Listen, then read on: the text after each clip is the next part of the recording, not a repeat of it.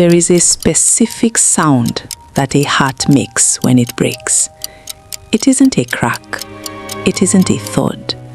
It is silence. Absolute, deafening silence. When Anita walked out that door, she didn't just take her bags. She took the oxygen. She left Kwame standing in the middle of the house he was building for her, holding the phone that had just delivered his execution order. So, now you know. Those 4 words echoed in his head like a curse. Kwame didn't sleep that night. He sat on the edge of his bed, staring at the wall. He replayed every memory, every smile, every time she said, "You're my angel." He realized now that she wasn't complimenting him. She was evaluating him. She was measuring how much she could take before he broke. The next morning, the reality hit him.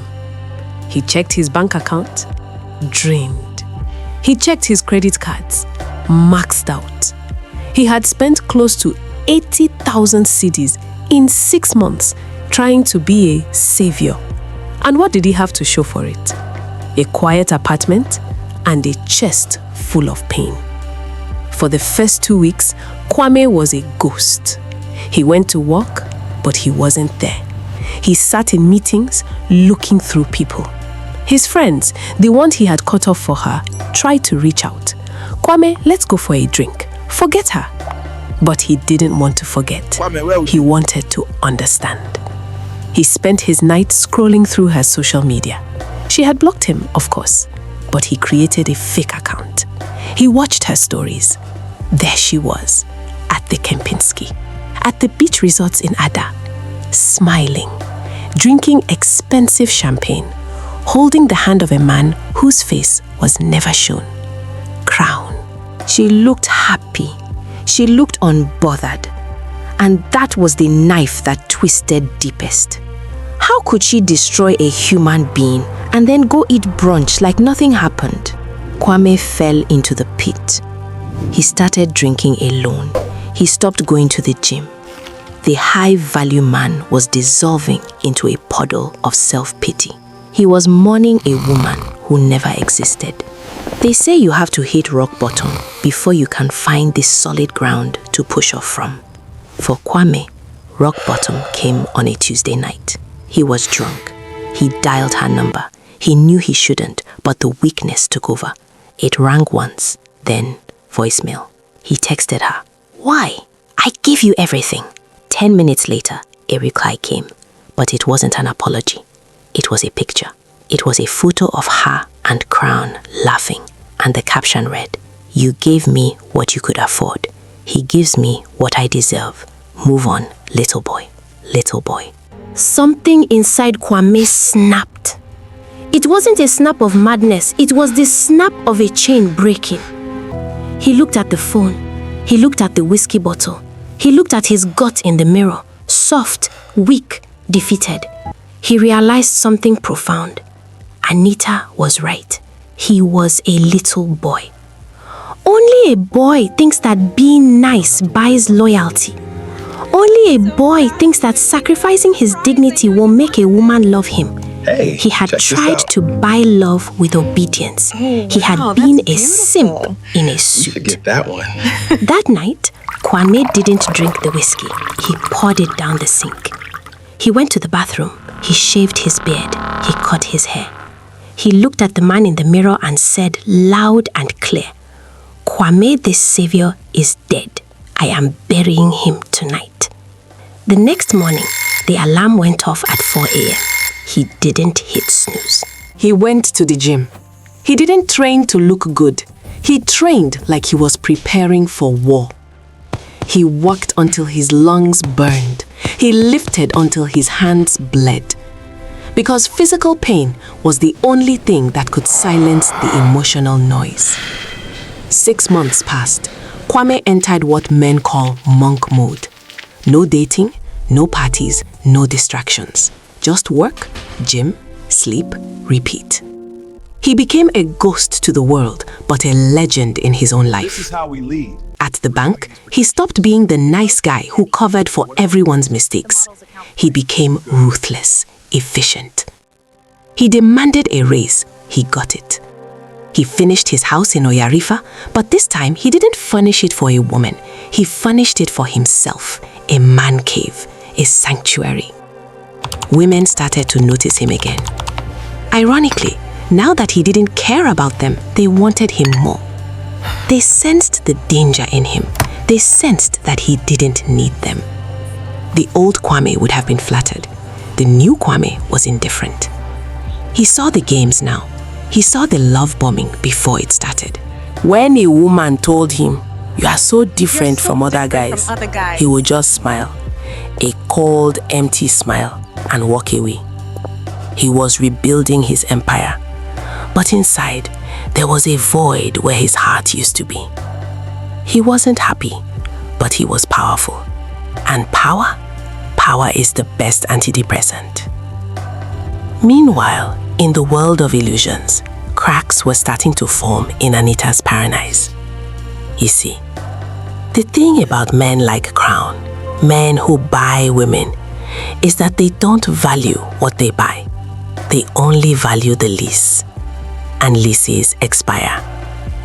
Anita was finding out that being a big man's side piece is a full-time job with no job security. Crown was controlling. He was abusive. He didn't care about her nursing school. He didn't care about her feelings. He treated her like an accessory. And when he got bored, he started looking for a newer model. One evening, Kwame was sitting on the balcony of his completed house, looking at the stars. His phone buzzed. He didn't look at it immediately. He took a sip of water. Then he turned the screen over. It was a number he hadn't saved, but a number he would never forget. The message read, "Hey stranger, I drove past your old office today. You crossed my mind. Hope you're not still mad at me. XOXO." Kwame stared at the screen. He didn't feel love. He didn't feel hate. He felt opportunity. The audacity of the past is that it always assumes the present has forgotten. Anita thought enough time had passed. She thought the little boy would still be there, waiting to be picked up off the shelf. She had likely been dumped by Crown, or perhaps she was just bored. She needed a safety net. She needed a placeholder again. The old Kwame would have deleted the text, or maybe he would have sent a long, angry paragraph pouring out his feelings. But the new Kwame, the architect, he knew better. He understood something crucial. You don't defeat a manipulator by shouting at them. You defeat them by becoming a better player than they are. He typed a reply. He didn't say, "Go to hell." He didn't say, "I miss you." He wrote 5 words, calculated, lethal. "I was just thinking about you." 3 seconds later, the typing gobble appeared. She was hooked. "Really? I thought you hated me. I've missed our talks, Kwame. Life has been complicated." Life is always complicated, but I've grown a lot. I'm not the same man you left. "I can see that. I saw your picture on LinkedIn. You look good. The new position looks huge." Of course, she had checked his status before she checked on his heart. Kwame leaned back in his leather chair. The game was on. She wanted back in. She wanted the security, the house, the nice guy who would fix her life again. Kwame decided right then and there. He wouldn't block her. He wouldn't ignore her. He would open the door. He would invite her in. He would let her believe that she had won.